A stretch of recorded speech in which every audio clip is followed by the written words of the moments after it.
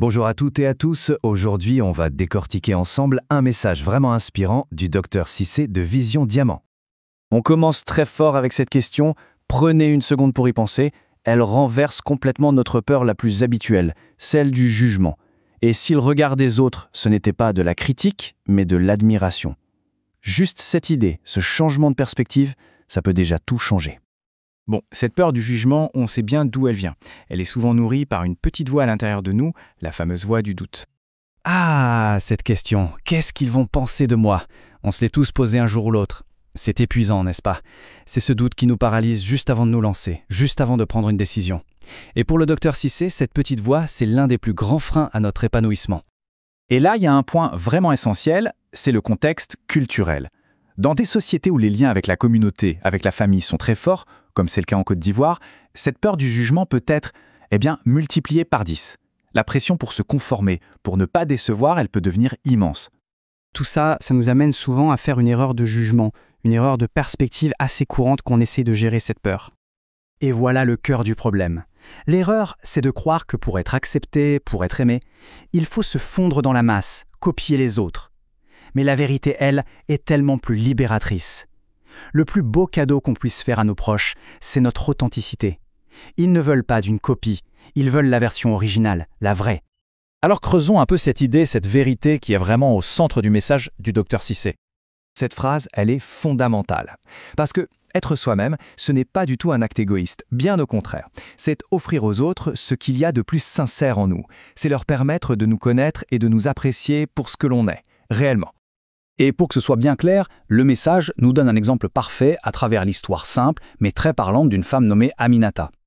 Alors voilà Aminata. Son rêve, il est simple, il est authentique et il est profondément ancré dans sa culture. Elle veut créer des vêtements pour mettre en valeur les superbes tissus de sa région. C'est une passion qui vient du cœur. Sauf que le doute s'installe. Pas en elle, mais autour d'elle. Sa famille, qui l'aime et qui veut la protéger, la pousse vers une voie plus classique, plus sûre. Devient comptable. C'est un scénario que beaucoup de gens connaissent, je pense. Et c'est là que tout bascule.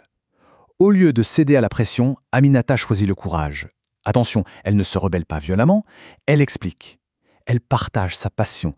Elle explique pourquoi c'est si important pour elle. Elle connecte son rêve personnel à quelque chose de plus grand. Faire rayonner la culture de toute sa communauté. Et le résultat, il est magnifique. En étant authentique, en communiquant sa vision avec son cœur, non seulement elle a convaincu sa famille de la soutenir, mais elle est devenue une fierté pour tout son quartier. Son courage a transformé la peur des autres en admiration. D'accord, l'histoire d'Aminata est inspirante. Mais maintenant, concrètement, comment on peut appliquer ça dans notre vie? Eh bien, le message ne nous laisse pas sans rien. Il nous propose une sorte de petite mission, un premier pas. C'est une invitation à regarder un peu à l'intérieur de soi, mais tout en douceur. Alors, cette mission, c'est en 2 temps. D'abord, essayer d'identifier une petite chose, un petit acte qu'on a fait par conformisme, pour faire plaisir, mais pas vraiment pour soi. Et ensuite, et ça c'est le plus important, on observe simplement cette chose, sans se juger. L'idée, ce n'est pas de se blâmer, c'est juste de prendre conscience. Le changement, il commence toujours par là. Et pour bien ancrer cette idée de courage, le message nous partage une perle de sagesse ancestrale, un proverbe akan. Ce dies c'est. Ça veut dire, en gros, dis ce que tu as à dire. Ce n'est pas une invitation à parler sans arrêt, bien sûr, mais c'est un appel puissant à exprimer sa vérité intérieure, plutôt que de l'étouffer par peur de ce que les autres vont penser. Et ça, c'est un point fondamental. L'authenticité, le courage, ça ne veut pas dire être en opposition avec la tradition. Au contraire, exprimer sa vérité avec respect, c'est aussi une façon d'honorer ses racines, de contribuer à la richesse de sa culture. On arrive donc à la conclusion, à l'idée centrale qu'il faut vraiment retenir. Notre identité, qui on est vraiment, ça ne se trouve pas dans le regard des autres. Non, ça se construit à chaque fois qu'on a le courage de choisir d'être fidèle à soi-même. Et on se quitte sur cette question qui reste ouverte. Après avoir entendu l'histoire d'Aminata et le message du Dr Cissé, on peut se demander, en nous, quelle est la petite vérité qui attend juste un peu de courage pour être enfin exprimée? La réflexion est lancée.